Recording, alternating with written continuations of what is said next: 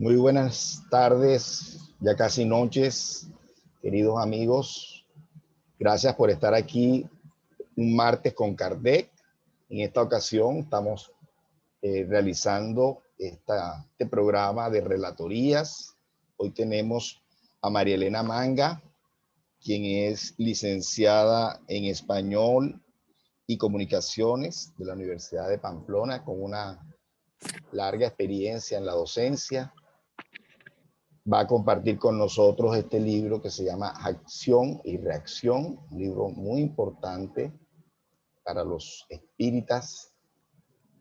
Como todos los libros de Chico Xavier y André Luis, trae una cantidad importante de información, reforzando todo lo que se ha visto, todo lo que se ha revelado en los libros básicos de Kardec, de León Denis y de los otros espíritas franceses, y también corroborado en otros libros de Divaldo Franco y otros médiums brasileños. Entonces, como toda reunión espírita, vamos a iniciar con una oración. Les voy a pedir que se unan conmigo de pensamiento y emociones y sentimientos para elevar ese plano espiritual superior.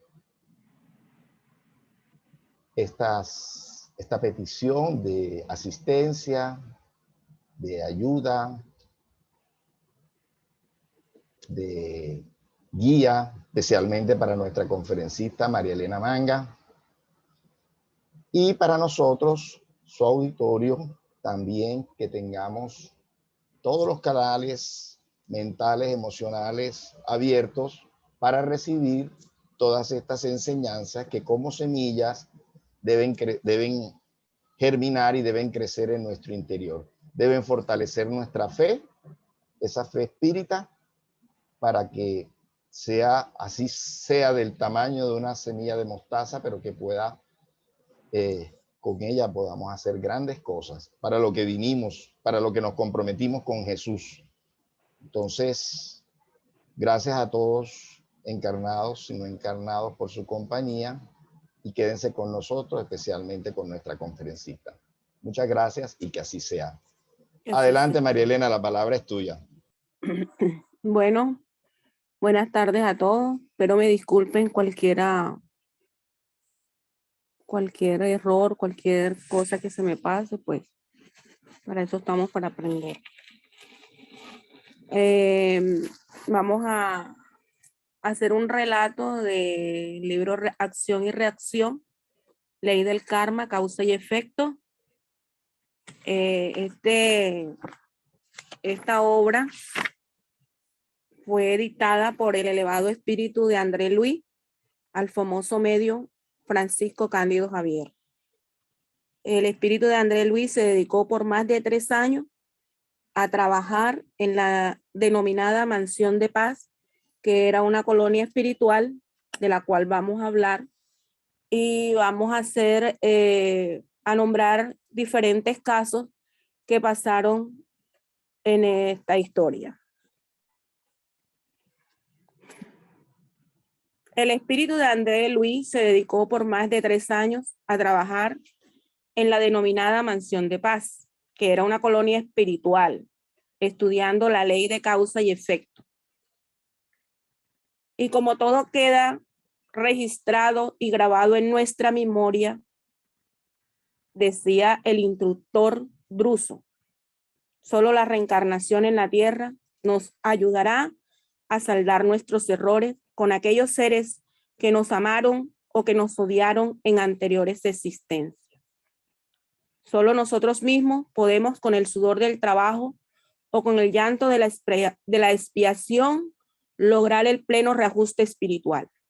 Nadie se eleva sin pleno reajuste en la tierra.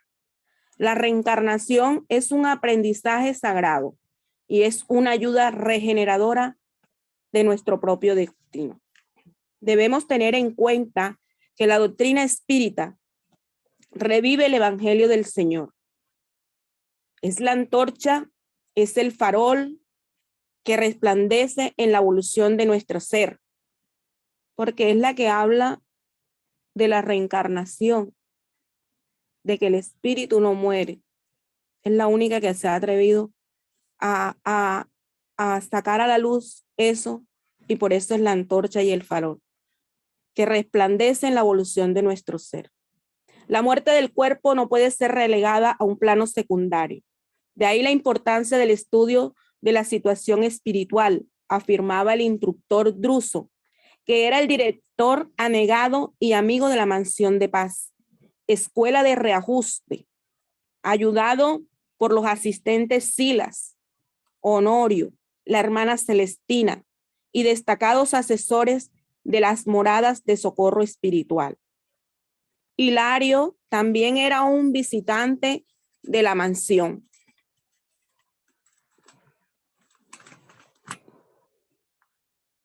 Se escuchaba al director Druso decir que siempre se le ha prestado mucha atención y estudio a los problemas del más allá en las diferentes épocas. También se hablaba de un cielo y de un infierno. Los buenos eran elevación celeste y los malos son los tormentos del infierno. Pero sabemos nosotros que es la conciencia la que nos hace un infierno o que nos da una elevación celeste, porque cuando no tenemos una conciencia tranquila, todo está tranquilo. La mansión estaba situada en las regiones inferiores, donde había desfiladeros y era de naturaleza hostil, especie de monasterio. Se llamaba San Bernardo. Este estaba bajo la jurisdicción de nuestro hogar y se dedicaba a recibir a espíritus infelices y enfermos que se deciden a trabajar para su propia regeneración, de la cual pueden ser llevados a colonias de perfeccionamiento en la vida superior o pueden volver a la tierra para reencarnar y rectificar. La mansión era un puesto acogedor, pero afuera se observaban sombras densas de espíritus perturbadores y malos, gritando, vociferando, desesperados, en rebeldía, en explosiones de incontinencia, desesperados con desórdenes mentales. Allí se encontraban las almas criminales que actuaron deliberadamente, apagando la luz de su equilibrio. El director Druso llevaba más de 50 años en esta mansión. Penetró en ella como enfermo grave y allí encontró un hospital, una escuela. Fue ayudado y se dispuso al servicio desde camillero, en la limpieza, fue enfermero, profesor, magnetizador, hasta llegar a instructor y director de la mansión. En esta esfera había torbellino de horror que querían entrar en la mansión, pero esta estaba protegida. Los genios infernales que se suponen gobernar esa región con poder infalible viven por mucho tiempo ahí. Las que sufren su dominio también se quedan por mucho tiempo ahí. Y aquellas que están extraviadas en delincuencia y vicio y que tengan posibilidad de próxima recuperación permanecen poco o regular tiempo. A estos seres no se les abría la puerta aun cuando fuera un puesto de socorro, porque si eran recogidas sin la debida y necesaria preparación, atacarían de inmediato arrasando todo. Y no se puede olvidar que el orden es la base de la caridad. Primero, es muy importante que el espíritu decida salvarse o ser ayudado. Cuando el espíritu culpable entra en remordimiento y se calma un poco, entonces puede abrazar las responsabilidades de ser ayudado. Y es entonces cuando la misma conciencia del que hizo mal quiere resarcir las deudas.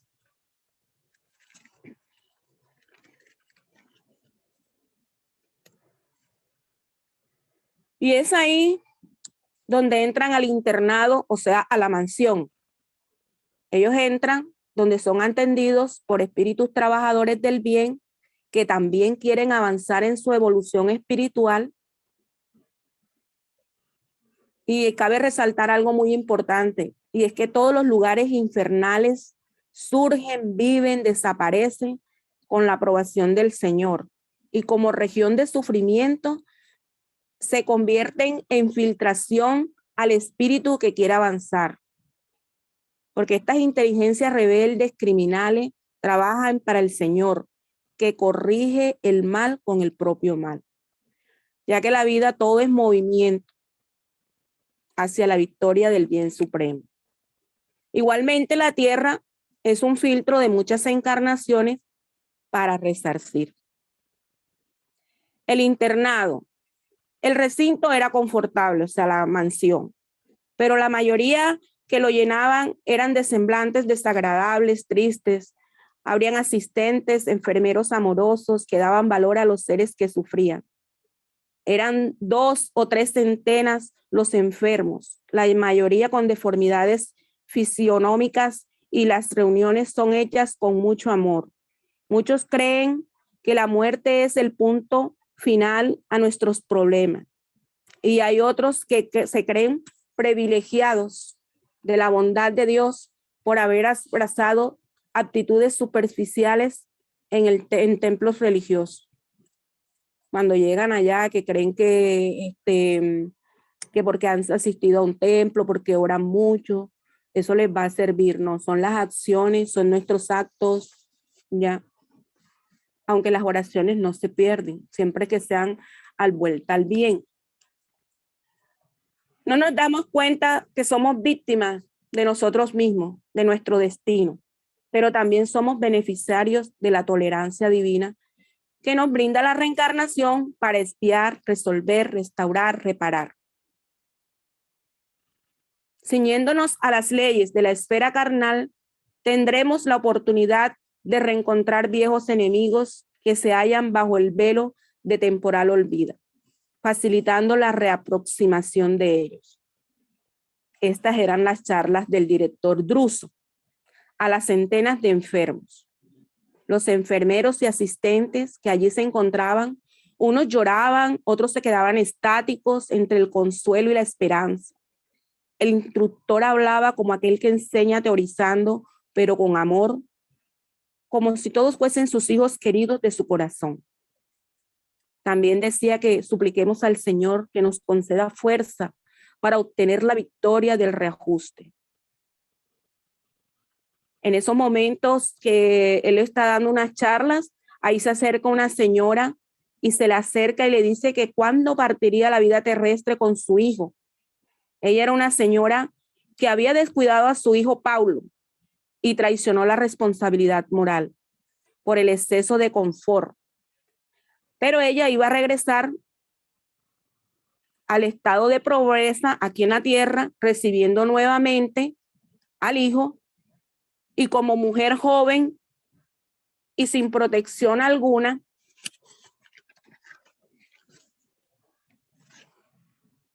sería la heroína.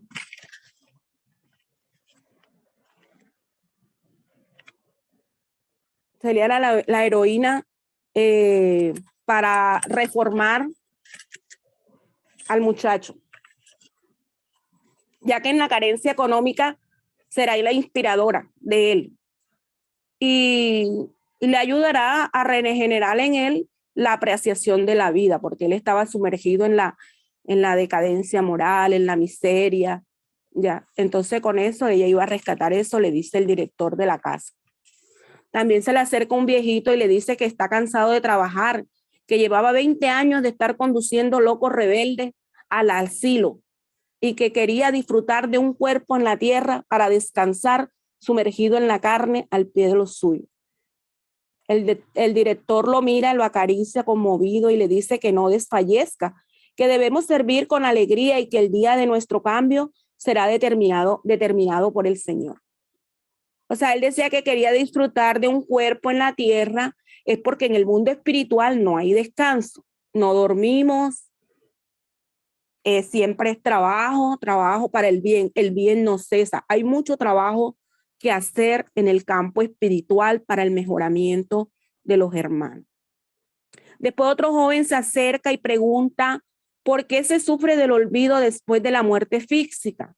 Si tuvo otras existencias anteriores, antes de esta última, y tengo que reparar, ¿por qué no recuerdo nada? El mentor le dice que los espíritus que atienden con exactitud sus deberes en el plano físico retornan pacíficamente a la memoria tan pronto desencarnan. O sea, están tranquilos, ¿ya? Pero cuando no, llegan intranquilos y empiezan a recordar todo lo malo que hicieron y todo. El director le explica a él y le dice que la memoria puede regresar por algunos momentos bajo el estado hipnótico, que es un fenómeno de compulsión, y que en la mansión recurren a veces a esos estados. O sea, como para recordar en tal reencarnación yo hice esto, pero no me acuerdo porque en esta que vine, pronto trabajé bien y me dieron la oportunidad de no recordar, de no tener ese suplicio, eso es una misericordia de Dios. Entonces, por eso es que él le explica eso. Dice que la mansión era atacada constantemente por criaturas agresivas y exóticas para tratar de dislocar la casa y enseñorearse de esa región y conducirlos a la inercia. Pero la casa contaba con diminutos telescopios para observar el panorama del ambiente exterior y con máquinas semejantes a cañoncitos que era estudiada y utilizada con sumo cuidado en la velocidad de los lanzamientos, porque no se puede provocar un fenómeno, porque si no podía provocar un fenómeno de desintegración y conducir a la mansión a la ruina total. O sea, en el plano espiritual todo se estudia minuciosamente.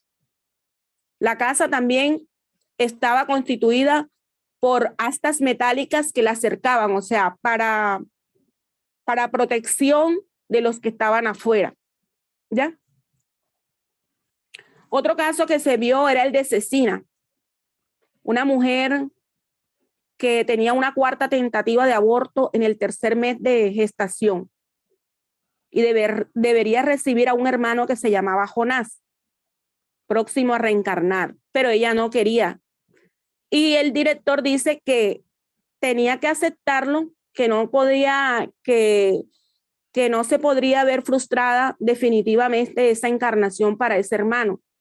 Entonces los trabajadores espirituales venían haciendo todo lo posible para mantener a Cecina en su dignidad maternal, pero la futura madre no quería recibir al hermano por sus efluvios groseros y no quería recibirlo. Entonces el director Druso dice con serenidad y fuerza que es inútil que ella diga que no, porque lo tiene que aceptar de acuerdo con sus propios compromisos y que en el desdoblamiento del sueño la llevarían a la casa de la mansión para auxiliarla.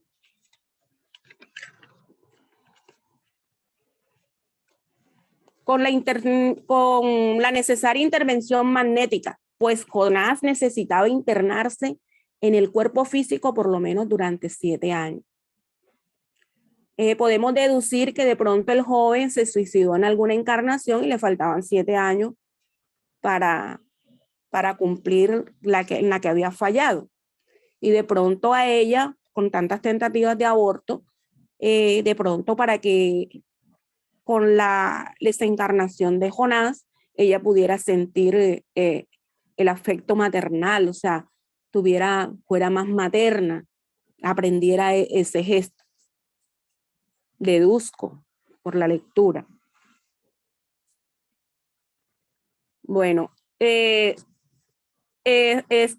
libro de acción y reacción, pues más que todo se trata de casos que vemos cómo están enlazados los unos con los otros a la final, ¿verdad? Hay otro caso donde llega un hombre a la mansión de aspecto deforme.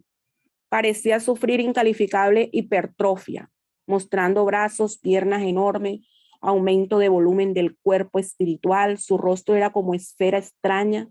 Era tratado en el gabinete de socorro magnético, que se quejaba constantemente con gemidos extraños.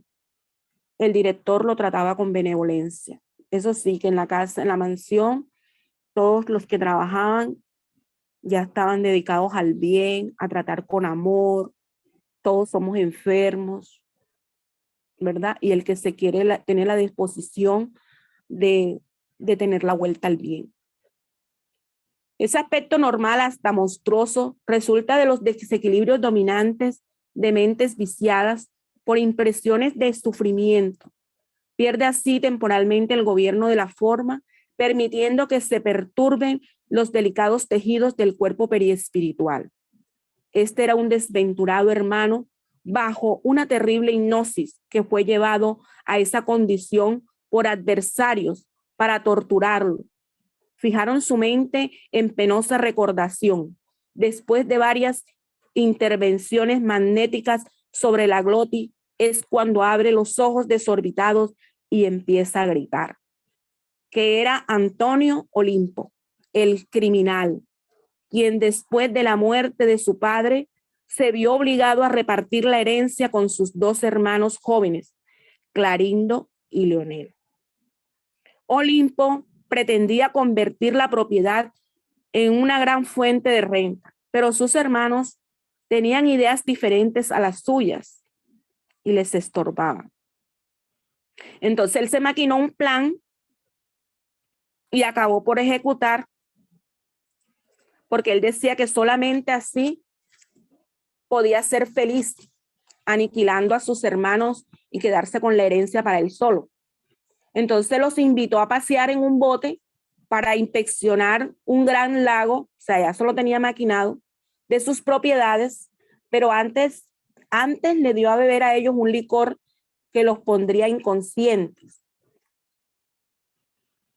Entonces él esperó el tiempo seguro que la droga hiciera su efecto para ejercer el plan. Cuando ya la droga hizo su efecto, ellos sintieron fatiga, se sintieron cansados y como habían bebido y todo eso, este Olimpo volteó el bote en unas aguas profundas, donde sus hermanos encontraron la muerte. Y él, astuto, se puso a salvo nadando con la conciencia pesada pero firme, pidiendo auxilio al llegar a la orilla de la playa. Y con actitudes bien estudiadas, pintó el accidente, se posesionó de la hacienda entera para después dejarla a su hijo Luis, porque él tenía un hijo, ya, su único hijo. Entonces él fue un hombre rico, tenido por honesto porque él hizo su plan aparentemente bien hecho. Poseía privilegios públicos en la política, distribuye entre aquellos que se hacen vencedores en el mundo por la sagacidad e inteligencia. De vez en cuando recordaba el crimen y se ensombrecía su conciencia. Pero en compañía de Alcira, la esposa inolvidable, procuraba distracciones y paseos que ocupaban su mente. Para no recordar tan macabro pan, su hijo se convirtió en un joven y su esposa se enfermó gravemente y le daban unas fiebres altísimas. Pero él, para no recordar el plan, recordar todo lo que hizo, él viajaba con su hijo, con su esposa y todo eso, ya. Pero cuando su hijo crece, su esposa cae gravemente enferma y con fiebre que la devoró casi de inmediato. Entonces la fiebre la hicieron pasar a la locura, en medio del cual se ahogó en el mismo lago en una noche de horror. Viudo ya él, bueno, solamente le quedaba gozar de la fortuna que era bien de él. Pero tan pronto cerró sus ojos, la cosa era otra. Porque cuando él fallece, cuando los hermanos se dan cuenta que volteó el bote, que ya está en el plano espiritual, se dan cuenta de todas las acciones que él hace, de todo lo que maquinó, entonces atacan a la esposa de él, Alcira, que era una mujer noble, buena, sincera, ya. Entonces, cuando él cierra sus ojos, la cosa era otra. Las oraciones que había dejado pagadas no le valieron de nada, porque sus hermanos que suponían muertos estaban más vivos que nunca. Se le hicieron visibles a sus ojos, transformándose en vengadores impiedosos. Lanzaban en su rostro el crimen improperios hasta cansado de acosarlo y golpearlo, lo llevaron a una tenebrosa furnia, o sea, una bodega que está bajo tierra, un terreno peñascoso. Olimpo no había llevado nada al campo espiritual, nada. O sea, ni la gratitud ajena, ni favores. Todo lo que él hacía era en beneficio del mismo. Solamente y su estrecho familiar. No conservó el dinero y el tiempo a beneficio para alguien que no fuera el mismo, dedicado a los placeres perniciosos. Alcira, su esposa, quiso coadyuvar a su servicio ya en el mundo espiritual para restaurar a Olimpo. Ya que Olimpo fue siempre para ella y su hijo un amigo, un protector, la quería mucho, era negado en las cosas del hogar. Entonces, para ella ayudarlo, no era un deber, sino era una inexpresable felicidad para ella, porque su alma se lo pedía. Además, Alcira, resarciendo las deudas del pasado, sucumbió a manos de las dos víctimas. Ellos fueron los que hicieron que ella se ahogara en el lago, porque empezaron a atacarla y hicieron que ella se ahogara ahí, así como ellos perdieron su vida ahí en ese lago, como venganza para su hermano. Entonces, las víctimas de ayer, transformadas en verdugos endurecidos, no era fácil.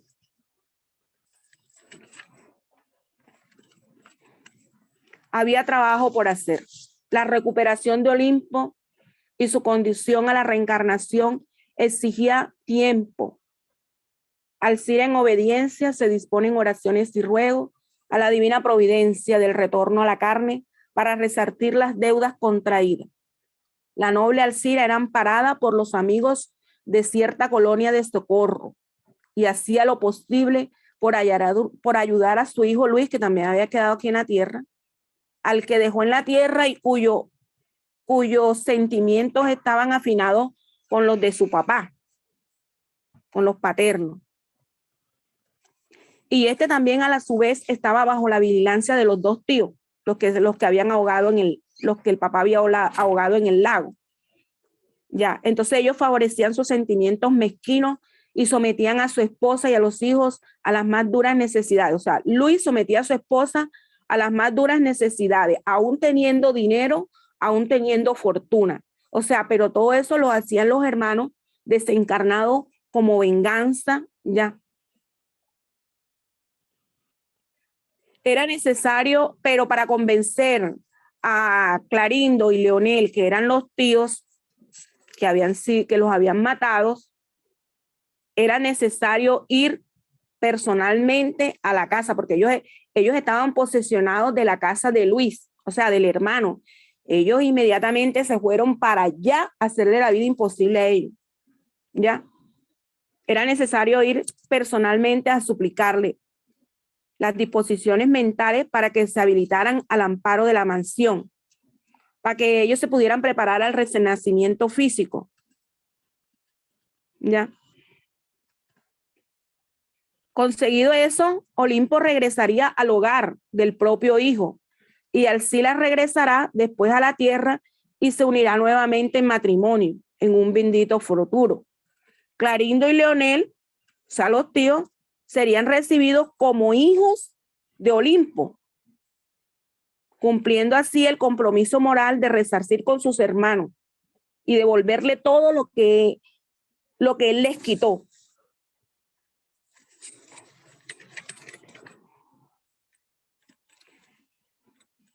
Entonces, el director de la casa, en compañía de uno de los benefactores, Hilario y Andrés Luis, fueron a la casa de Luis, ya, que se encontraba en delirio psíquico o obsesión, estado anormal de la mente subyugada. Entonces los tíos desencarnados ejercían influencia sobre Luis. Sí las intentaba, o sea, el benefactor intentaba mentalmente, porque todo era mental, calmar a estos dos seres, pero ellos estaban inflexibles y molestos. Decían que tenían que pagar El hermano Silas le hablaba de Cristo, de ayudar a vuestro enemigo para que paguen la deuda y restaurar el equilibrio de la vida. Y ellos, Clarindo y Leonel, pasaran a ser beneficiados por la paz. Entonces uno de ellos, de los hermanos, le pregunta que si él era un padre disfrazado, que estaba intentando modificarlo, y él le dice que no, que él solamente estaba procurando el mejoramiento para ellos y su comunión fraterna para su propia renovación. Porque empezó a contarles que por la seducción del dinero, él también cayó en tentación en su último pasaje por la tierra. La pasión, la posesión, lo gobernó, lo envolvió de tal modo que a pesar de haber recibido su título de médico, porque él era médico, huyó del ejercicio de su profesión para vigilar los movimientos de su padre, con el fin de que ni el papá se diera cuenta que él iba a llegar a disponer de los bienes de la casa. Y que el apego a esos bienes lo transformó en un verdugo intratable, odiados por todos los que eran sus subalternos. Dice que él también amontonó monedas, oros fáciles con crueldad y acabó en el crimen, que despreció a los débiles, que le hizo daño a los pobres. Entonces los hermanos estaban tan asombrados y lo observaban sumisos ante el relato. Entonces el benefactor Silas dice que le confiere la certeza de que de pronto él en muchas encarnaciones fue usurero entre los hombres en la tierra, y que él lo sabía por informes de instructores abnegados, que su última existencia nació en un hogar favorecido por una gran fortuna y que era hijo único, y que su padre era un abogado correcto, estudioso, pero que no se dedicaba a esa profesión porque tenía mucho exceso de confort, que su madre era una mujer buena, noble, que era católica, que era fervorosa, digna, que ella intentaba inculcarlos a él en la devoción, en la beneficencia, pero no lo logró. Entonces él con su carrera médica explotó a los enfermos ricos. Su madre, o sea, la madre de Sila, muere de angina y su dolor fue enorme. Se hundió en la avaricia, acompañando el inventario de la herencia de su madre. Entonces ahí cuando su padre contrae nuevas nupcias con una muchacha que se llamaba Aida, quien tenía 30 años, igual que Silas, y su padre tenía 60, ¿ya? Entonces él jura vengarse, porque él se enamora de la madrastra. Juró vengarse, la tomó como intrusa, como aventurera, cambió la fortuna, un cazafortuna, pasó a dar cabida a sus planes. Después su padre cayó en decadencia por la edad y seguramente por los compromisos que tenía, y él exigía absoluto reposo en hipótesis de un súbito fallecimiento. O sea, él estaba en cama siempre porque de pronto le decían que iba a fallecer de prontamente. Ya, tenía un problema creo que en el hígado. Ya, él intentó enamorar a Aida. Bueno, esta resistió, después se maquinó un plan y empujó a Aida a los brazos de un primo de ella que también la había cortejado soltera, cuando ella estaba soltera. Ella se resistió por un tiempo, por más de un año, pero con tanta galantería del primo, por fin cedió y un día él sabía todo eso, o sea, él maquinó todo eso.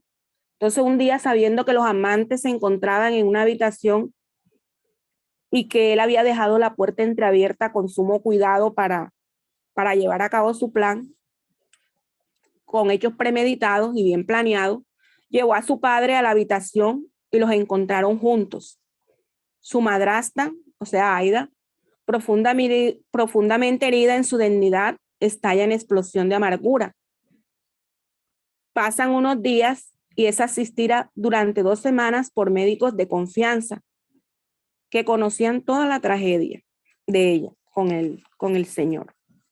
Bueno, ella muere y la declaran víctima de envenenamiento fulminante. O sea, dijeron que era un suicidio motivado por una neurastenia. Pero vamos a ver que es que el señor, con su dolor, empezó a maquinar también sus planes. Entonces le comenta al hijo que él fue el que envenenó a Aida, administrándole un violento tóxico disuelto en el calmante que habitualmente ella tomaba. Ya. Todo eso, él hizo que el papá le quitara todo a Aida y se quedó él con toda la fortuna. Bueno, su padre murió creyendo que en verdad él tenía amor por él y que su llanto era de amor filial. Ya sepultado su padre, regresó a la casa, sintiéndose el ser más desgraciado. El oro no le garantizó el consuelo. Todos los rincones de la casa le hablaban de crimen, de remordimiento. Sentía la voz de su padre que le decía, hijo mío, retrocede. Viajó por todo el mundo sin aliviar sus llagas internas. No regresó a la casa, no tuvo valor. Entonces fue cuando el afecto de un amigo de su padre vino, lo amparó y aceptó ir a su casa, o sea, aceptó ir a la casa del amigo de su papá, hasta que su salud orgánica le permitiese pensar en una transformación radical. Hasta que una noche él se sintió mal con una gastralgia que se transformó en un dolor intenso. Entonces fue a la cocina, tomó un frasco de arsenio de la despensa del amigo del papá, creyendo que era bicarbonato de sodio. Y el veneno lo sacó del cuerpo, imponiéndole terribles sufrimientos, tal como había sucedido a Aida. Él enloqueció después de la muerte, meses de cruel terror y desequilibrio. Así que un amigo de su padre lo socorrió en el plano espiritual, que también se hallaba en camino de recuperación, y unido a él pasó a utilizar todas sus energías en la preparación de su futuro. Es así como la madre benefactora de las esferas elevadas lo asisten para la regeneración moral y levantamiento de Aida. O sea, la mamá lo asiste desde el plano espiritual, estaba más avanzada. Su madre retornará con su padre a la carne mediante la unión del matrimonio. Lo admitirán a él como hijos benditos. Y Aida y él, o sea, Sila, el benefactor, serían hermanos consanguíneos. Ella renacería en un cuerpo débil con extrañas enfermedades mentales debido al tóxico, todo ese proceso que ella tenía que, ya. Y él iba a ser el hermano abnegado, enfermero, amigo, compañero, médico. Se iba a sacrificar con ella, pagándole con buena voluntad y afecto para devolverle el equilibrio y la felicidad que él le había robado por haber maquinado todo ese plan que se hizo diciéndole al papá que ella le infiel. Él fue el que la indujo a ella a serle infiel porque ella no estaba pensando en eso. Ya, entonces él dice que iba a renacer con ella como hermano para que hubiera el pleno reajuste. Ya. Entonces, eso sirvió como valiosa confesión para estos hermanos, que más tarde accedieron a internarse en las reflexiones, a seguir, para aprender y estar mejor dispuestos. O sea, iban a ir a la mansión a prepararse para la debida restauración. Bueno, en esta parte también del libro dice que hay un templo, en el mundo espiritual hay un templo y un parlatorio. ¿Ya? Siempre se posee renovado material de consulta en el templo y en el parlatorio. Usualmente es frecuentado por hermanos del plano físico, provisionalmente desligados del cuerpo material por la influencia del sueño. Entonces, de pronto algunos hermanos o nosotros, no sé, volvemos al plano espiritual en el desdoblamiento del sueño y vamos a hacer consultas en el parlatorio, ya, o en el templo. Vamos a consultar cosas que de pronto queremos saber, pero no como material de investigación para, ¿cómo es que? Para crecer más, ¿ya?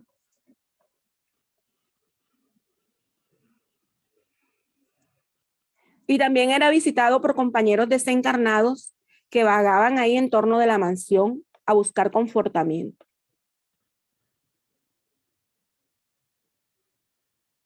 Unos están unidos al santuario por los hilos de la reencarnación. Otros llegan en busca de socorro. Allí hay numerosos intendentes que se hacen cargo también de reclamos y de registrar problemas para orientar con seguridad el esfuerzo de paz y de cooperación. Este santuario exterior es el símbolo de nuestras manos puestas en oración, o sea, el santuario en el mundo espiritual, señalando las criaturas que oraban en silencio ante aquellos altares vacíos. Había una imagen de la cruz y de Jesús, y la cruz recuerda que el espíritu de nuestro Señor Jesucristo se encontraba ahí presente. Y los nichos daban la oportunidad a que todos se dirijan al cielo de acuerdo con la fe que les sostiene, hasta que obtengan la claridad, la sabiduría infinita, caminando por largas estradas de los símbolos de alfabetización y cultura que recurra a las metas de la caridad, de la fe religiosa, en los múltiples departamentos de la comprensión que asegure el acceso a la vida superior. O sea, no importa la fe religiosa, la cultura, ¿verdad? Importa es, y habla de las rutas de la caridad, como dice el Evangelio. Fuera de la caridad no hay salvación. En el mundo espiritual se trabaja mucho la caridad, la negación, y eso es lo que quiere Jesús con nosotros. Entonces, cada quien está donde en el momento está donde necesita estar ahí para avanzar. Ya, todos no evolucionamos de la misma forma. Los poderes divinos que rigen determinan que toda fe sincera y respetable se encuentra allí. Respetable se encuentra allí amorosa veneración. Es importante también señalar que había muchas mujeres trabajando en el campo de la oración. Bueno, también el libro relata que vemos un caso de Marina, que quería suicidarse. Y su madre en la vida espiritual se da cuenta y pide socorro al director y llegan a auxiliarla después de medianoche. Ella tenía una niña de 3 años con ojos desorbitados e inconsciente.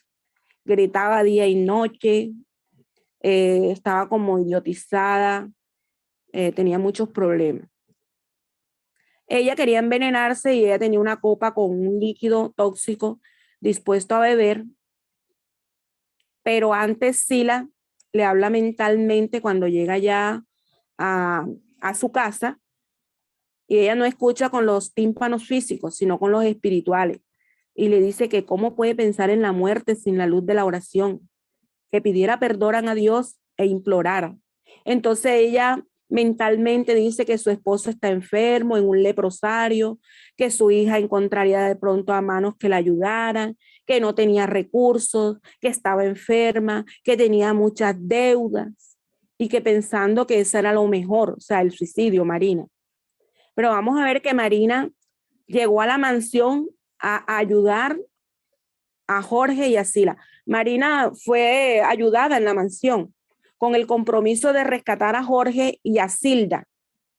Silda viene siendo la niña que se encuentra hoy con los ojos desorbitados, mentalmente mal, ¿verdad? Ella se hizo deudora porque en el siglo pasado se interpuso entre esos dos seres, entre Jorge y Silda, cuando estaban recién casados, llevándolos a de probables liviandades que los llevaron a ambos a demencia en el plano espiritual. Pero con la ayuda de su madre, Luisa, en esta reencarnación, con la ayuda de su madre, o sea, su madre la ayuda, pero en esta reencarnación Marina sería era la encargada de la incumbencia tutelar de la hermana. O sea, la mandaron como hermana de Silda, prometiendo que la iba a tratar con cariño fraterno. Todo se desenvolvió bien hasta que llegaron a la juventud. Pero ahí falló. Y de acuerdo con el programa de servicio trazado antes de la reencarnación, ella olvidó eso. Silda y Jorge se encontraban, se reanudaron nuevamente, se conocieron, reanudaron los lazos afectivos, se amaron con fervor y se entregaron al noviazgo. Entonces Marina, lejos de corresponder a las promesas hechas en el plano mayor, según las cuales eran amar a Jorge en silencio, en forma de renuncia constructiva. Tenía que amparar a la hermana que en otro tiempo fue la esposa. No, ella lo que hizo fue que maquinó proyectos inconfesables, víctimas de intensa pasión. Envolvió al novio de la hermana con intensa pasión. Y ahí encontró apoyo de entidades caprichosas y enfermas e hipnotizó al joven porque ella misma los trajo con esos pensamientos. Hipnotizó al Jorge y lo sedujo a través de dos vampiros desencarnados. Ellos la ayudaron. Jorge, dominado, se dedica a encuentros ocultos con Marina, se comprometen en mayor intimidad, faltándole a la hermana, ¿verdad? Silda, ella excusa a Jorge diciendo que está cansado, que él trabaja mucho, porque él empezó a fallar, a dejarla sola, ya no la visitaba, ya. Entonces, ya faltando 2 semanas para el matrimonio, Jorge le dice a Silda que no se casaría porque a quien quería era Marina. Y ella, sorprendida, con inesperada noticia, no dijo nada, se quedó callada, pero sí sumergida en un profundo dolor. Introvertida y desesperada, pero callada, consigue esa misma noche la dosis de un formicida. Se lo tomó y puso fin a su existencia física. Más tarde, Jorge y Marina ya, o sea, libre, o sea, se creyeron libres y todo, se casan, festejan, viajan y todo, y 2 años más tarde reciben a Silda, hoy llamada Nilda en la historia, quien es la niña que ahora ella, desorbitada, nació sorda, muda, retardada, como consecuencia del trauma perispiritual sufrido por el envenenamiento inconsciente y atormentada en lo íntimo de su ser. O sea, ella grita, llora y todo eso es porque inconscientemente en su ser ella recuerda todas esas cosas, ¿ya? Y como está así mentalmente mal, ¿ya? Entonces ellos, Jorge y Marina, la reciben y la acogen con más ternura, la aman con extremados desvelos de compasión y cariño. Entonces, aquí nos damos cuenta a veces cómo fallamos en las reencarnaciones. Decimos una cosa en el plano espiritual y cuando llegamos acá se nos olvidó todo y hacemos un desfarajuste. Me acordaba de algo que escuché que decía, alguien dijo que la oveja negra de la casa, o sea, que siempre hay una oveja negra en la casa. Y yo traía eso a mi mente, decía, no, nadie es oveja negra, todos somos ovejas negras. Todos los que estamos aquí estamos pagando algo, estamos resarciendo nuestra falta. Si fallamos es porque no estamos dispuestos al bien. Y si volvemos al plano espiritual, pues también vamos a trabajar si estamos dispuestos al bien. Y si nuestra conciencia en esta hicimos mal y nuestra conciencia nos atormenta, allá vamos a sufrir el infierno, vamos a estar atormentados. Entonces, todos pagamos, todos somos ovejas negras. Nadie es totalmente bueno. Estamos aprendiendo. Si estamos aquí, siempre me acuerdo del doctor Manuel Barbo, porque estamos pagando. Hicimos derroche. Mira, aquí está el caso de Marina, que repite nuevamente ya su problema.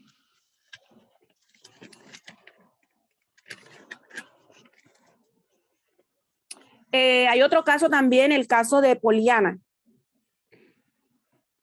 También esta es una señora envuelta en harapos, duerme en una estera de paja al ras del suelo, tiene un semblante demacrado, está enferma, su equilibrio orgánico declina de hora en hora y a pesar de ello lucha para poder conservarse al pie de un desdichado hijo que tiene ella, un miserable enano paralítico que se le notaba muy claro su idiotez completa.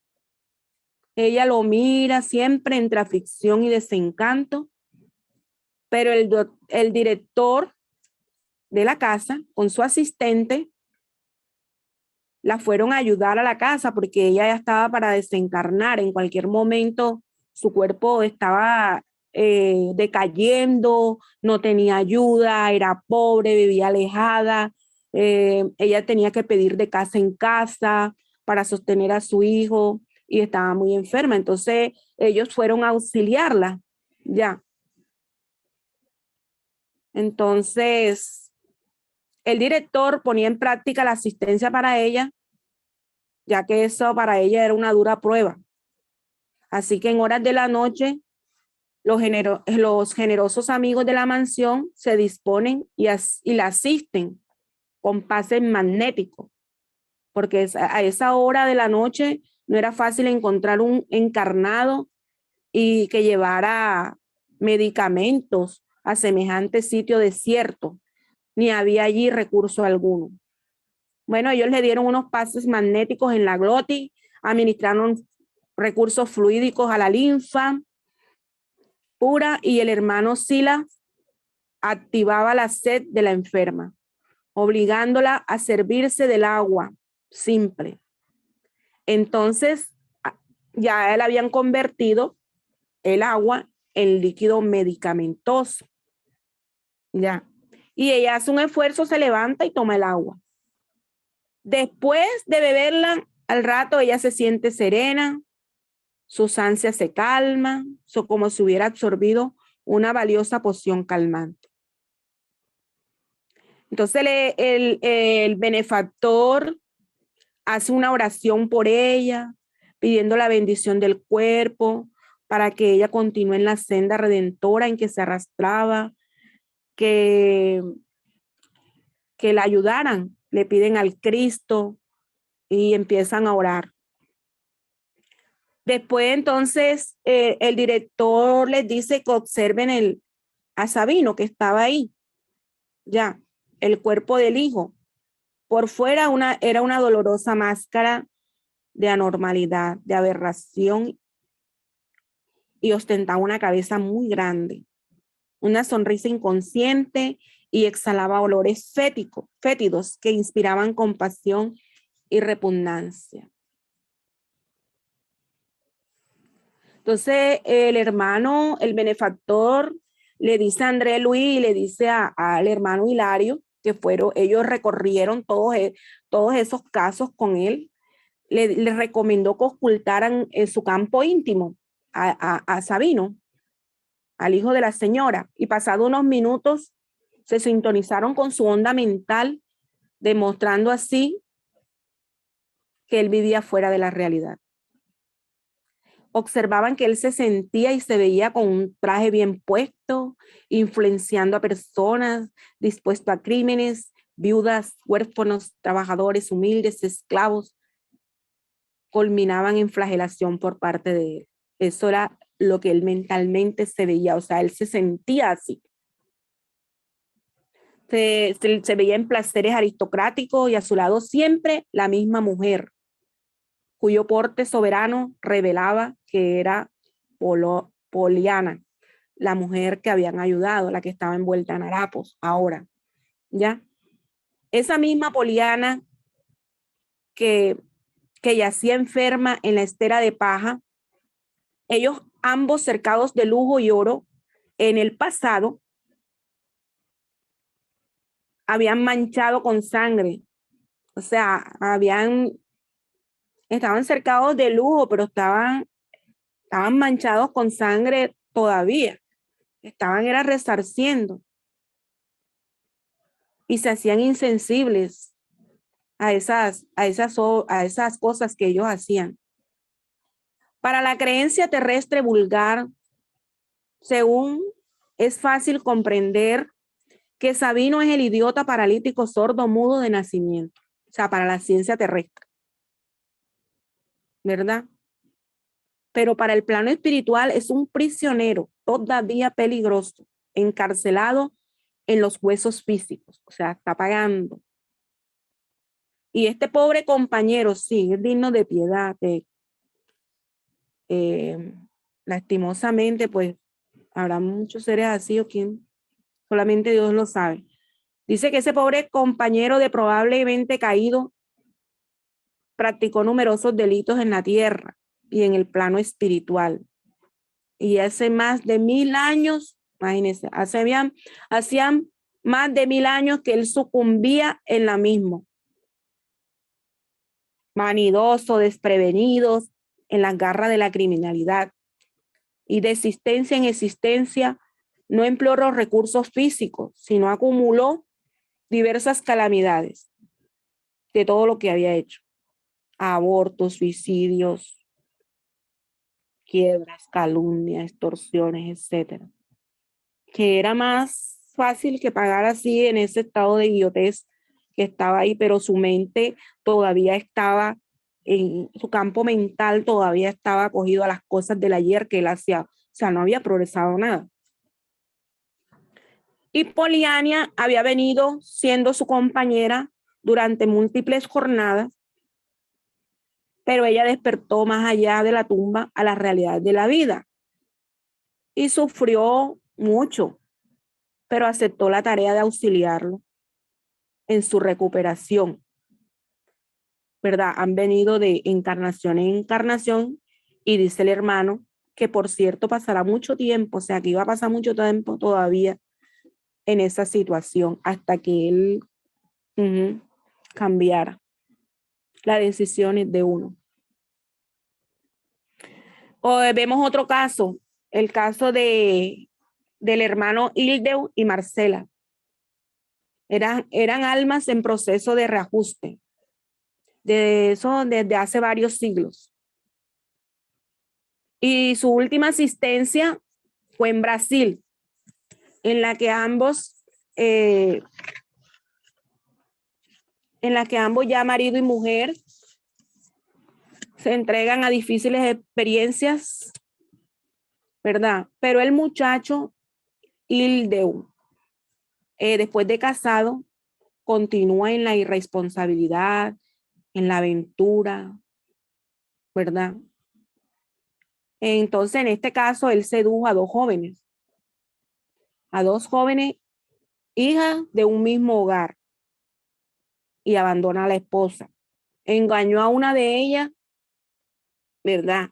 Abandona a la esposa que le había confiado y pasó a convivir con la segunda compañera,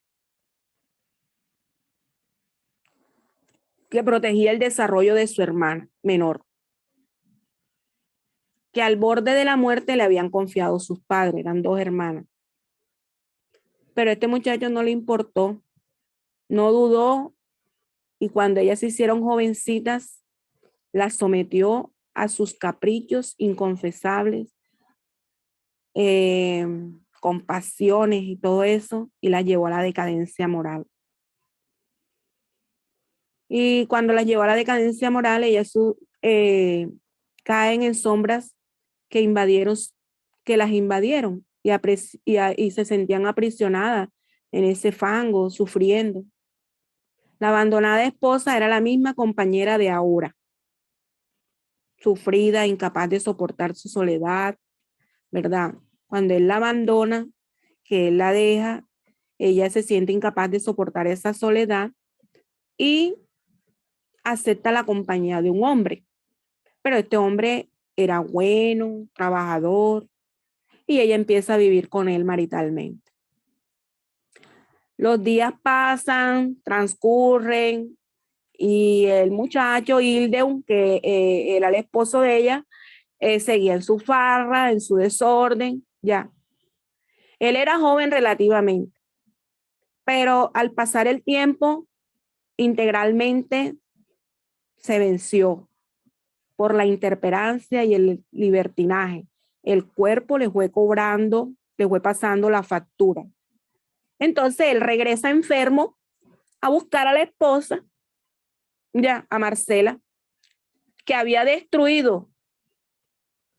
Ya, la sale a buscar nuevamente como si nada, y no la fue a buscar ya porque se arrepintió, no. Él la fue a buscar con el ánimo de que ella lo ayudara a él.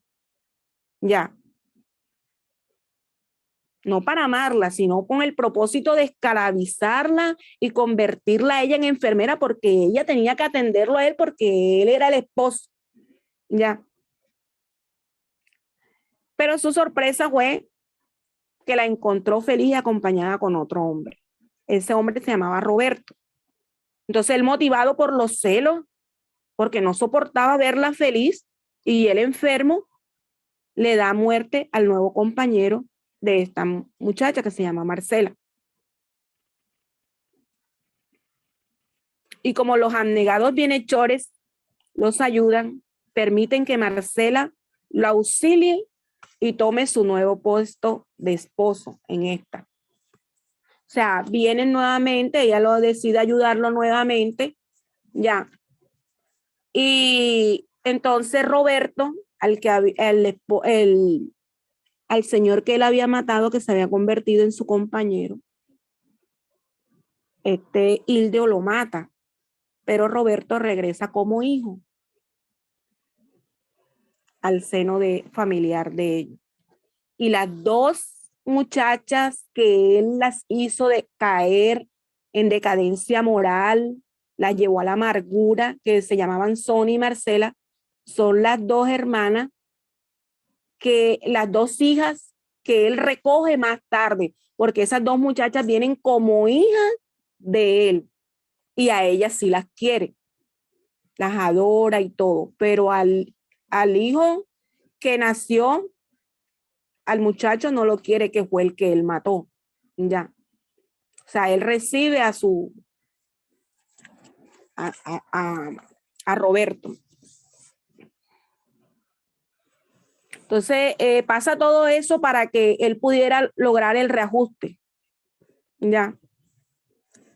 Que él viniera como hijo del que lo había matado, para poder lograr el reajuste.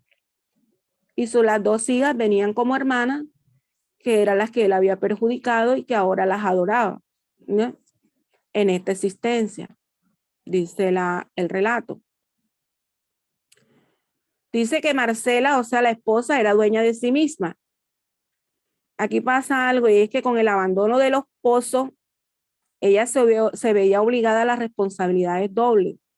Porque, si el esposo se va y no le da, ella tenía que trabajar, tenía que estar pendiente de los niños, todo eso, ¿verdad? Puede que ella en ese momento se haga fuerte, se sobreponga y siga adelante. Pero si ella se deja caer en el desequilibrio delictuoso y compromete ella su estabilidad doméstica, ahí el culpable es el esposo que la dejó. Él es el que se complica más en sus deudas, porque las faltas de ellas van a ser atenuadas por el injustificable abandono que él le hizo. Entonces, aquí también es muy importante resaltar que algunas cosas no son atenuadas. O sea, el mundo espiritual es muy maravilloso. La misericordia de Dios es tan infinita.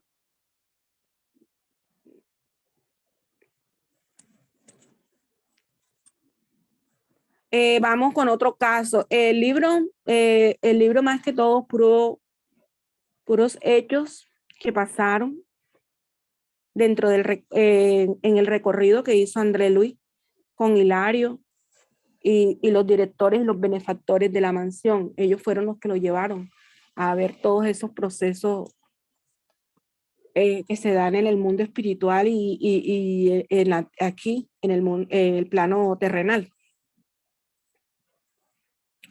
También estaba el caso de de Adelino, perdón. El caso de Adelino, que era un hombre entregado a la fe religiosa, era orante, tenía creo que una casa como un albergue, ayudaba mucho, a veces se olvidaba de él mismo, ya. O sea, siempre estaba pendiente al servicio de los demás.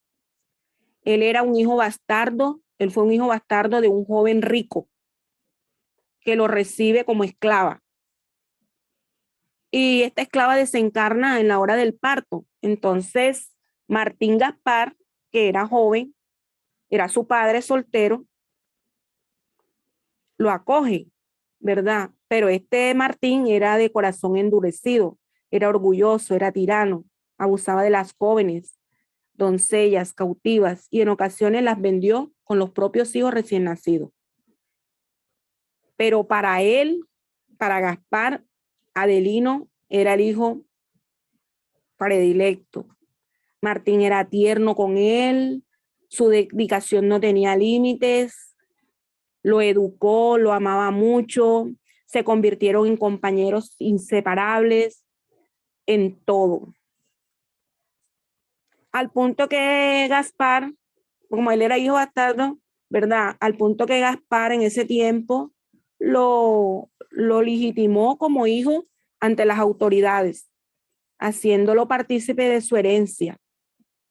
Gaspar en ese tiempo tenía 43 años y Adelino 21. Entonces ya con el tiempo Gaspar decide desposar a una joven de 23 años, cuyo nombre es María Emilia, y es traída a la gran casa rural, o sea, donde ellos vivían. Pero entonces desenvolvió en el hijo una extraña fascinación, atraído por los encantos femeninos de la madrastra, empezó a sufrir conflictos sentimentales, comenzó a detestar a su padre, no toleraba la posesión de la mujer que deseaba y aún sabiendo ardientemente que ella lo quería. Ya. Entonces, María Emilia aislaba a su esposo en diferentes viajes y siempre lo trataba como de esquivarlo, ya, de que se fuera para poder dar suelta, para poder soltar su pasión con el joven, ¿verdad? Martín estaba desprevenido totalmente, sin abrigar desconfianza de nada. Cae en cama y es sometido a tratamientos. Está enfermo. Mientras el joven se le da por planear horrible parricidio. Entonces viene y adquiere la cooperación de dos capataces de su entera confianza, que se llaman Antonio y Lucidio. Igualmente eran verdugos de muchas mujeres cautivas. Y cierta noche, con la ayuda de la madrastra, o sea, con María Emilia, le dan una poción al papá que entorpece sus sentidos. Cuando el enfermo se queda dormido, Adelino es ayudado por los capataces, o sea, Adelino es ahora, pero en ese tiempo es ayudado por los capataces que se llaman Antonio y Lúcido, y ellos odiaban al patrón. Le rocían sustancias resinosas sobre el lecho paterno y simulan un incendio en el cual Gaspar, o sea, Martín, se ausenta del cuerpo y se da cuenta de la realidad. Ve todo. Entonces el progenitor desencarnado, poseído de cólera, rabia, desencanto, viene y envuelve en nubes de fluidos inflamados al joven, contra los cuales el infeliz no podía defenderse, porque estaba el desencarnado echándole fluidos inflamados en su piel, ¿verdad? Empezó a enfermarse. Aunque él viajaba y se apegaba más a su compañera, deja la casa, o sea, él se apega más a María Emilia y deja a la madrastra, deja la casa al cargo de los dos cómplices, pues quería olvidar todo, pero todo era en balde. Al cabo de 5 años, cayó enfermo, cayó integralmente vencido bajo el yugo del espíritu paterno, que siempre lo estaba cercando.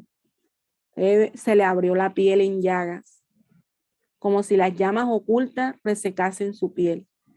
Toda la piel la tenía hecha pura llagas.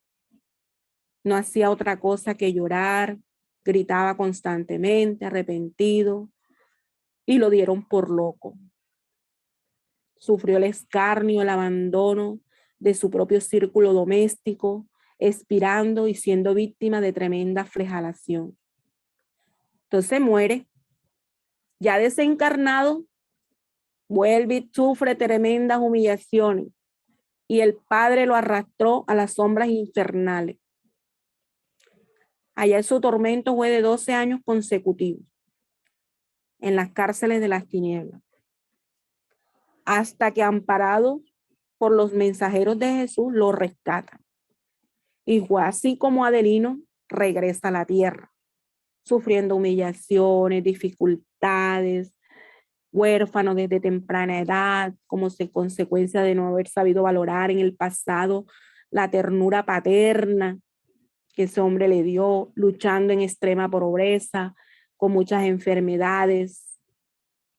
Pero él hizo algo, cultivó la oración, se renovó, empezó a despertar espiritualmente en su mundo íntimo, renació el espíritu en la fe religiosa ardiente, operante, porque ayudaba mucho. Hasta que fue ayudado por los benefactores y conducido, o sea, el mundo espiritual lo ayudó y los benefactores lo ayudaron a que él llegara a un centro espiritista, en donde le trataron su epidermis y conoció la renovadora doctrina espírita. Y como no merecía un hogar tranquilo por haber arruinado al paterno, en su caso, él se casó y padeció el abandono de su compañera. O sea, él se casó y lo abandonaron porque la compañera no entendió su corazón. Y así, por la vida útil que se consagra, por la caridad incesante que ejerce, trajo como hija de su carne a la madrastra, María Emilia, quien a la vez sufre porque su madre la abandonó. sea, ella sufre eso. Su madre renegó de su lecho conyugal, lo mismo que hizo ella, que menospreció el suyo en el pasado. Entonces, él la recibe como hija, la educa, le inculca valores, le habla de Dios, trata de reformarla, rectificar, ya. Entonces, Adelino, ahora dedicado en cuerpo y alma a su renovación con Cristo, recoge como hijos adoptivos a los dos capataces, con el fin de que ellos recibieran el amparo moral y la reforma necesaria. O sea, Adelino tenía una tarea de reformar a esos seres, de llevarlos al camino del bien, para poder reajustar lo que había pasado. Gaspar, o sea, el papá, en ese tiempo retorna a la experiencia física, asilándose en los brazos del hijo, que lo despreció. Él fue abandonado recién nacido, o sea, Gaspar es abandonado recién nacidos a las puertas de la casa de Adelino, quien lo recibe y lo abraza y dice: mi hijo, mi hijo. El padre ofendido regresa a los brazos de su hijo regenerado. O sea, también va a aprender, también para perdonarse. Adelino le va a dar todo el amor que le tenía que dar por todo lo que hizo. Ya, y él también se somete a esa reforma, a ese reajuste espiritual.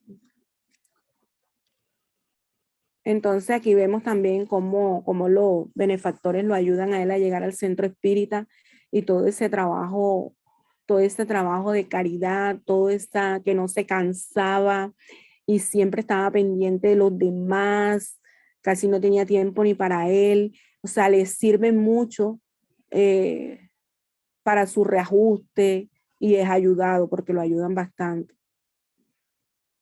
Hay otro caso que es el caso de Leo.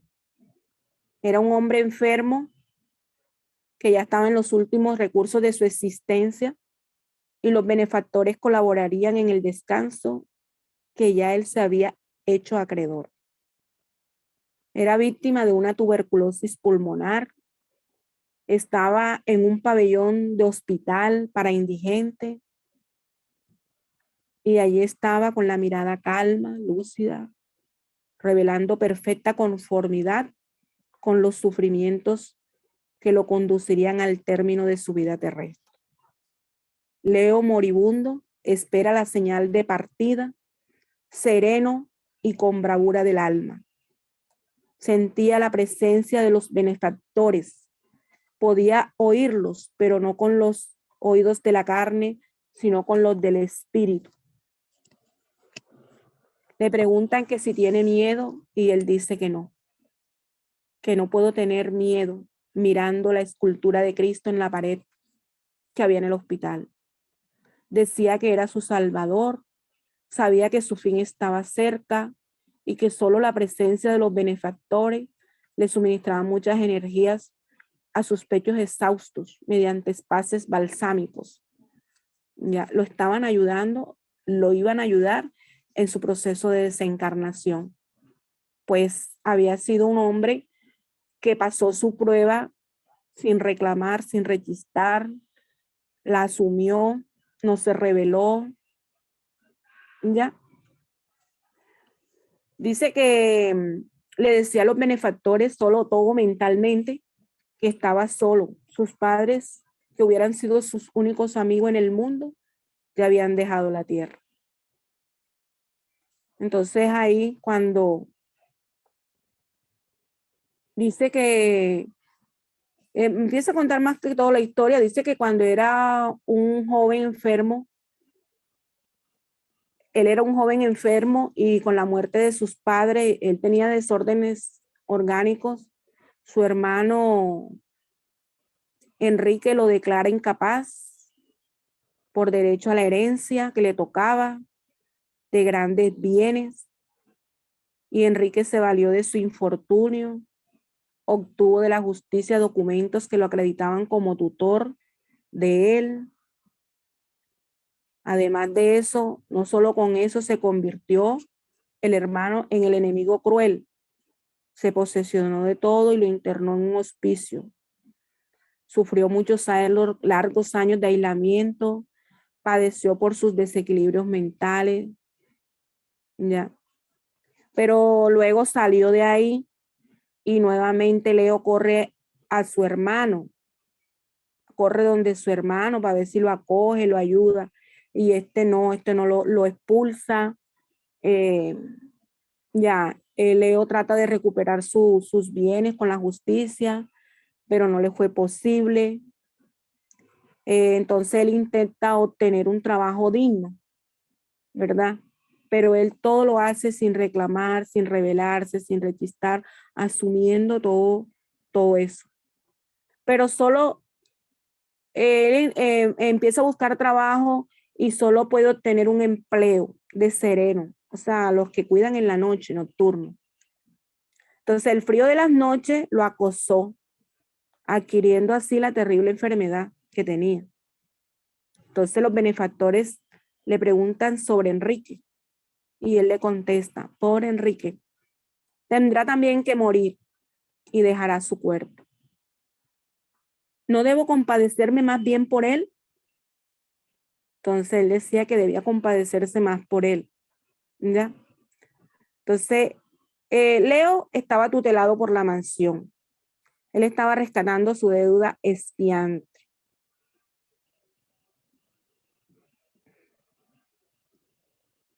Ahora vamos a ver la razón por qué los dolores, ¿verdad? Que le repercutían a él mismo como su penitencia, y por qué mereció la felicidad de resarcir para siempre la deuda, como ya había dicho, por no quejarse, por sobrellevar la cruz, porque todos tenemos una cruz libertadora, ¿verdad? Entonces, dice que a principios del siglo pasado, él se acarreó esa deuda. Él era hijo de acaudalados que desencarnaron y le confiaron a su hermano enfermo. En ese tiempo le confiaron a Leo, a su hermano, cuya existencia fuera marcada por incurable idiotez, ¿verdad? Él se llamaba Fernando, el hermano. En ese tiempo, Ernesto, que hoy es Leo, se da prisa por alejar a su hermano con el propósito de disfrutar la fortuna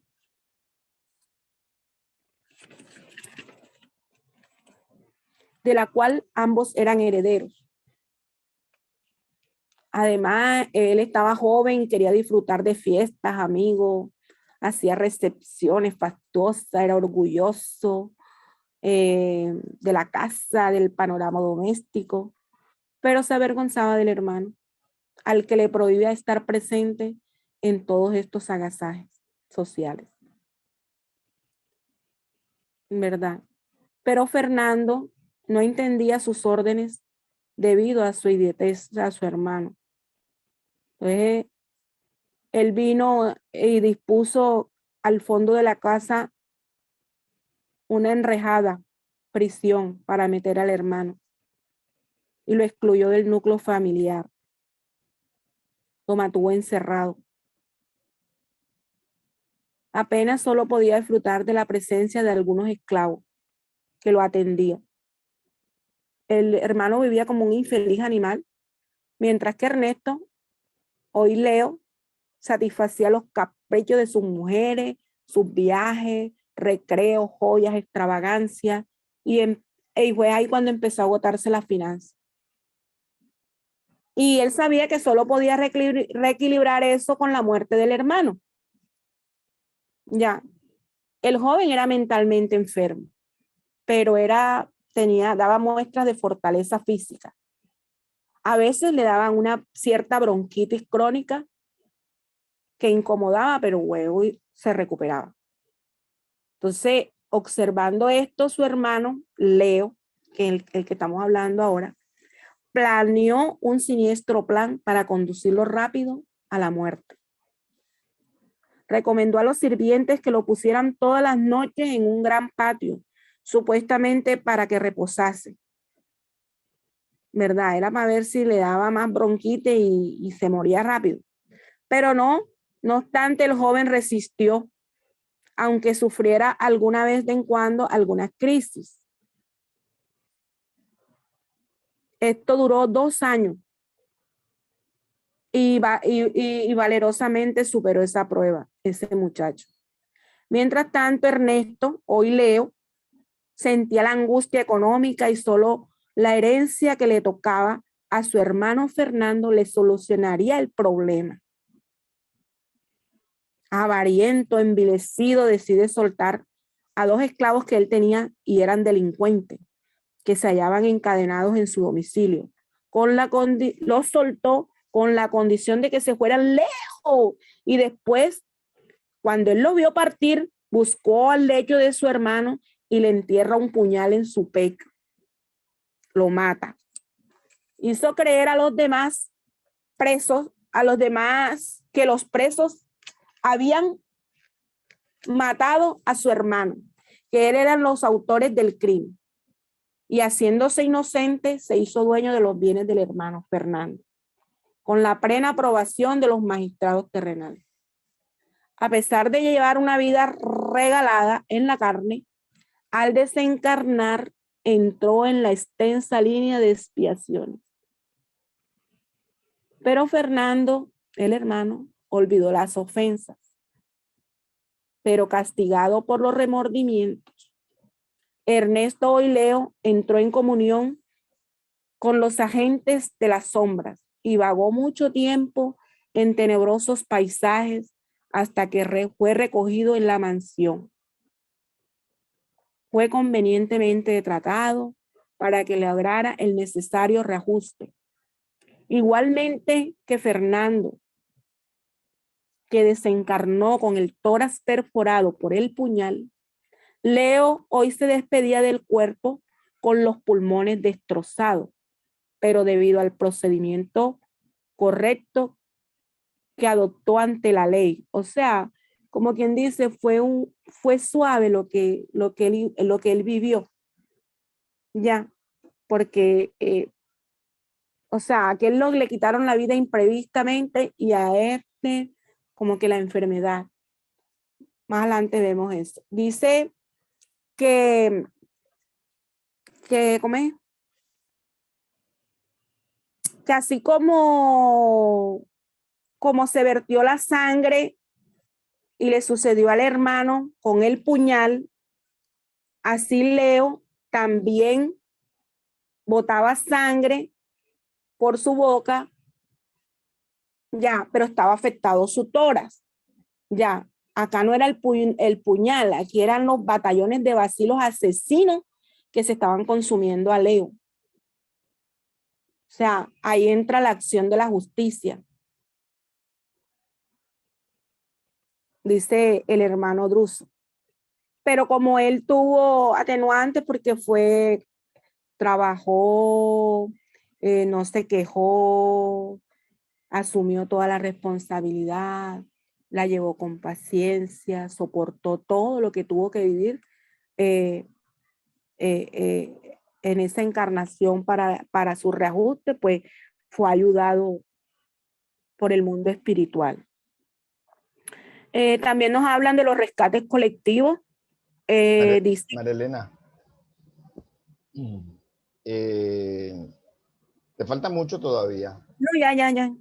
Ah, bueno, perfecto. Vamos entonces con pedirle a nuestros hermanos que nos den una extensión de tiempo, que nos sigan acompañando para que o sea, tú lo voy a resumir. Listo, adelante. Nos habla también de los rescates colectivos. Los hermanos explicaban que, por ejemplo, hubo un accidente en el mundo espiritual. ¿Saben cuándo aquí en la tierra va a haber un accidente aéreo o en el mar?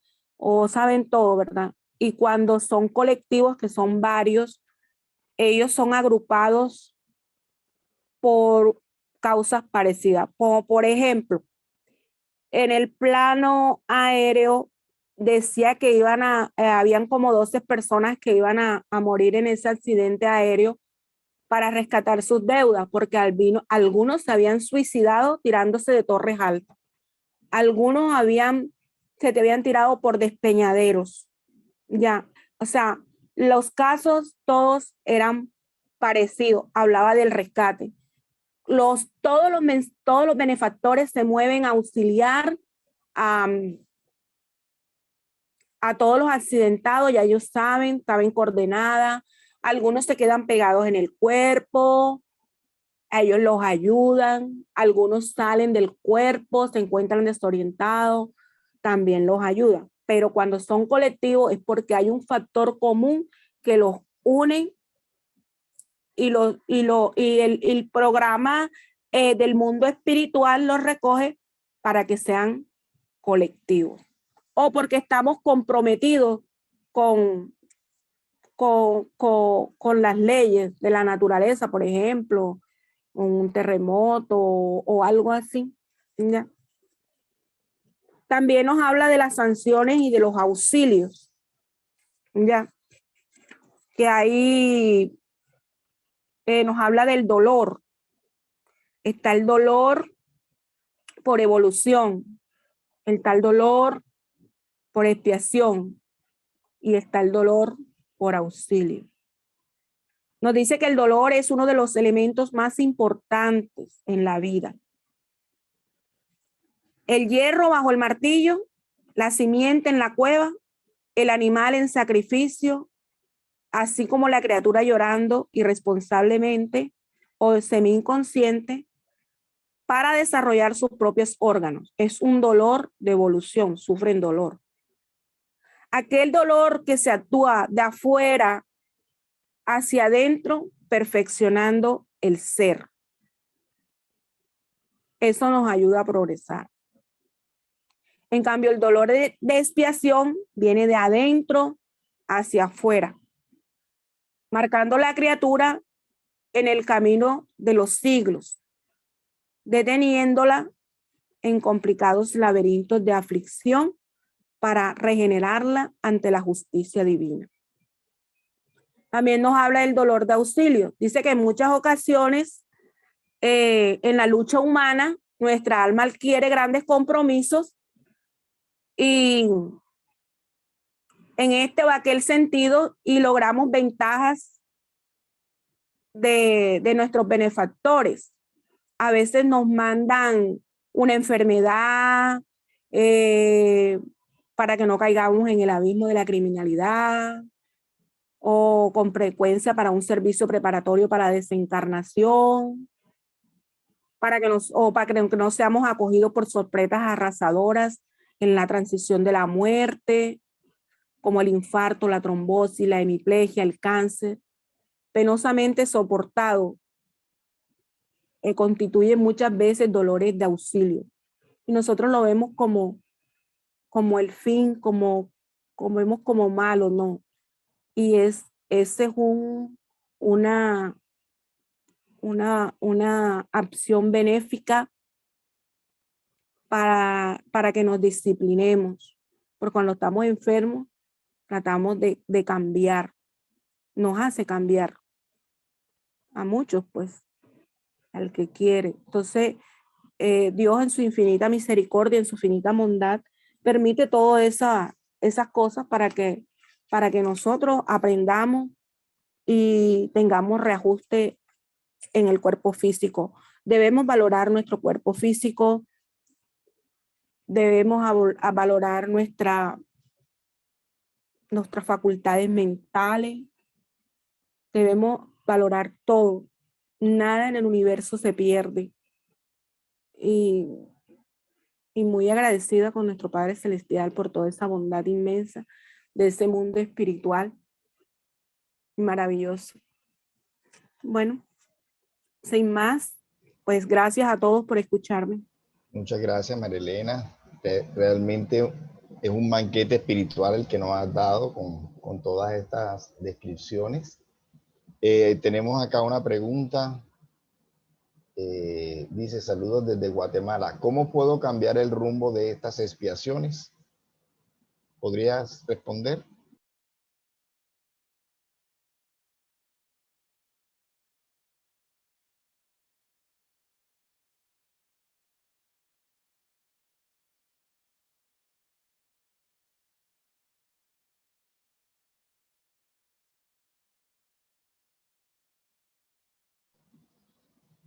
Marilena, ¿estás todavía por ahí?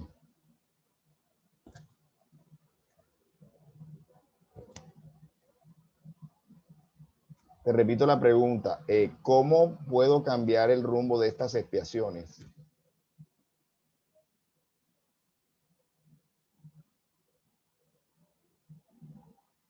Marilena.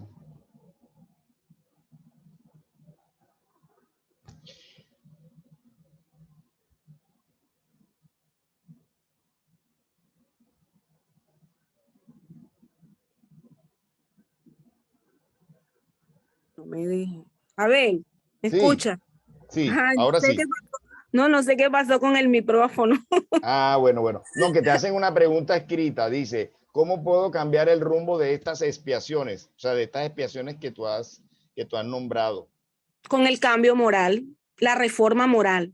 La reforma moral no se consigue de la noche a la mañana. Reformar nuestros pensamientos, que si me viene un pensamiento malo, yo tengo que cambiarlo inmediatamente al bien. No puedo hacer esto.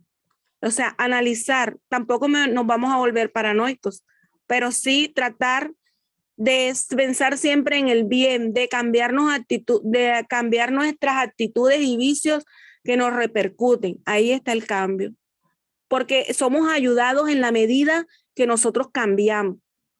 Siempre va a estar el auxilio, siempre nos van a socorrer. Bien. Hay otra, pero me parece que está como mal redactada la pregunta. Dice, considero que los espíritus sepan los desastres colectivos porque sería incorrecto no evitarlos.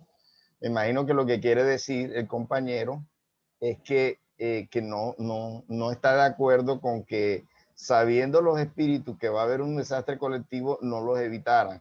Pero bueno, de todas formas, estos estudios son complementarios. Tenemos que irnos a base de la doctrina espírita, que es el libro de los espíritus.